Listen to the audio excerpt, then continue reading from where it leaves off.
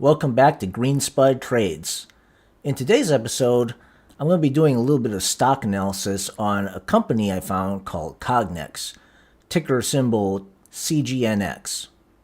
Now, I think this is an interesting company because it could be a beneficiary of the whole AI cycle and applications that AI could be applied to.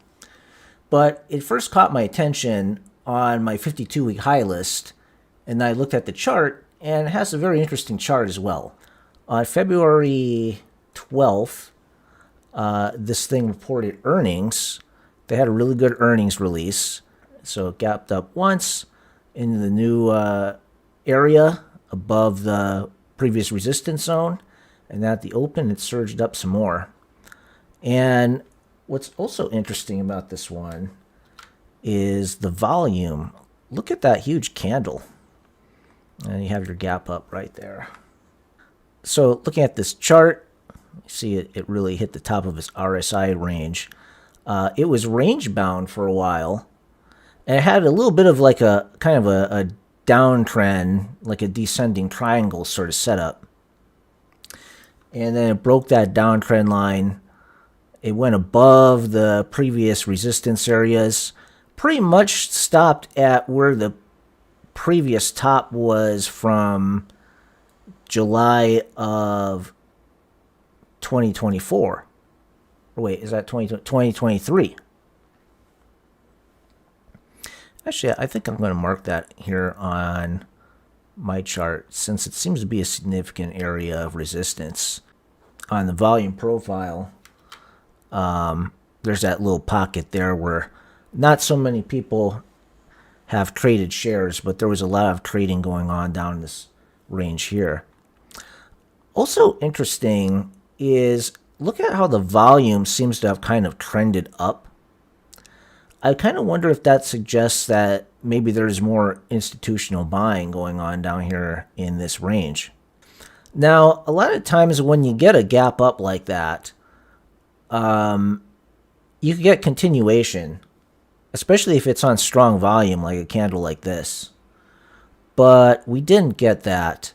And I would say that there's two reasons for it. One is that the $60 mark not only is a nice round number that is a psychological point of resistance, but like I say here, we had 1, 2 tops in that area. And actually, it's very interesting. If you extend this line all the way over to the left, that's a major pivot area. So it's kind of not surprising that it stopped there. But does this stock have potential to get back there and much higher? And having it pull back down into the range and fill the gap, it's kind of not all that surprising given the market that we've had lately, where the tech stocks are not really doing so well. And, the Iran war started a little bit after that. And so this isn't, this is pretty much a lot of stocks right now. What does Cognex do that makes it so interesting? They make cameras that could be plugged into AI and used in manufacturing and quality assurance and logistics, pretty much anything that you'd want a robot to see. And it's like they make the cameras are like the eyes of the robot, but they're also integrating AI technology into it so that the robot could interpret what it sees and do things with that. Here's some videos from their YouTube channel that are kind of interesting. Three main Let's watch types these of together. machine vision systems are used in factory automation. 1D line scan cameras, 2D area scan cameras, and 3D vision systems. But how do you know which one to use and when? Line scan vision systems stitch together images line by line. This allows accurate scanning of fast-moving, cylindrical, or continuous objects. 3D vision systems are the most complex, as they add depth to their images. They're good for analyzing objects with low color contrast, and they're crucial in facilitating robotic guidance and positioning. 1D, 2D, and 3D vision systems each have unique benefits. Deciding which type of vision system fits your needs depends on the application, available workspace, and budget. Okay, so as you can see from that, they make these vision systems that could inspect a product in 3D, make an analysis on it, for example, determine if it's a defective product or whatever, and then do something with that. Maybe pass it off to another machine or affect some sort of work or something of that nature. In today's world with AI, these percentages have flipped. With AI, what has really changed, we've basically replaced that design and implementation process by a learning process that the actual AI system is able to learn from samples that are given by a domain expert who then can actually show the system by example. So I think this is a really cool application for this sort of thing. They're applying the AI models to this camera technology. But as you can see here, they have these different types of cameras that do different things, barcode scanners and such. They could detect defects even at the microscopic level. And this is useful in, for example, making semiconductors. So like in manufacturing, it would be good for product control.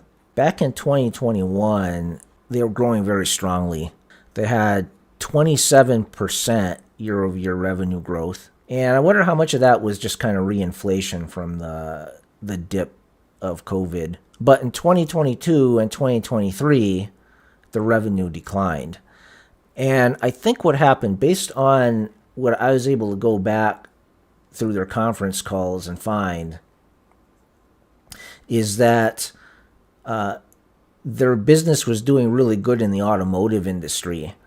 Electric vehicles were very promising of a technology that this was going to be used in. They were very EV manufacturing focused. But the EV market sort of cooled off, and so did the revenue in that space. So their automotive business is actually not doing that great right now. But it seems to be, according to the last conference call that they had in the last quarterly earnings, their business seems to be turning around because the automobile slowdown is mattering less to them, and there's new opportunities with a new growth cycle coming up. This might be an interesting trade if you think that this company will be a beneficiary of the AI cycle and its application to real-world problems. So along with their little revenue dip, they had a pretty severe dip in net income, but it's still a profitable business. They're making money. They're not losing money. So that's good to see. 8% revenue growth there, 7.8% revenue growth, or net income growth.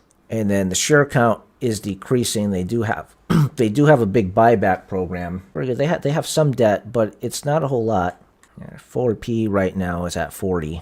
It's interesting that back in 2021, they were making over $1 billion in revenue, and they haven't even caught up to their 2021 figures yet. There's under $1 billion in revenue, and this is right now a $8 billion market cap company. The analyst recommendations are a buy. And it's interesting that one of analysts who was a sell recently flipped from sell to hold. How much of a moat do they have? Well, they're not the only company that does this sort of thing. There are a few other Japanese companies like Keyence that make similar products. There's also a company called Teledyne Dalsa. So let's get over to this 10K. I was looking up what's going on with their equity. They have a buyback program. 2022, they authorized $500 million at an average of $46 a share. Just reauthorized, as of this last quarter, another $500 million in repurchases. And that's probably one of the reasons that the stock was up so much. Quarterly release. Revenue grew 10% for that quarter year over year. For 2025, This company reported revenue growth at 9% and earnings at 10%. However, when excluding the impact of a temporary partnership with an unspecified medical company, revenues only grew at 7% and net income only 2%. I think this suggests that the lab partnership was a meaningful high-margin contribution to their 2025 earnings, but it won't be recurring for 2026. Barron's are saying that the forecast looks solid. They're guiding $245 million in sales, at 13% higher. So this company is a little bit of a turnaround story. And they're also, and this was said on a conference call as well, that they're trying to get rid of their lower margin businesses. And that was probably a motivation for them getting rid of the partnership, whatever that was. As far back as 2018, 2019, Barron's was pushing this stock, talking about how much of an interesting and unique company this was. And it was down back then too. And of course, they were looking at it as like a value play. Let's back up that chart a little bit. Yeah, back around 2018, 2019. You're at the end of 2018. That Barron's article was here. And then when the automotive EV hype was going on in 2020, well, every stock was up in 2020. Remember that. There was a huge bull market. So they kind of went up with the huge bull market. One more thing I want to look at is what the insiders are doing. And looking here, we have 25 sells of insiders and 0 buys. So it seems like a lot of the directors are selling their stock and executing options.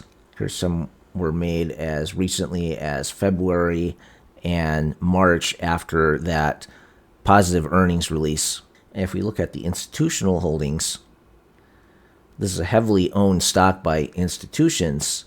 And as of the most recent quarterly reports, which seem to be as of Q4 of 2025, there was some of an increase in shares, but a lot of firms also decreased their positions as well.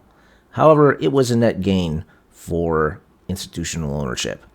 If you like this type of content and want me to make more, hit the subscribe button and like, and I'll see you next time.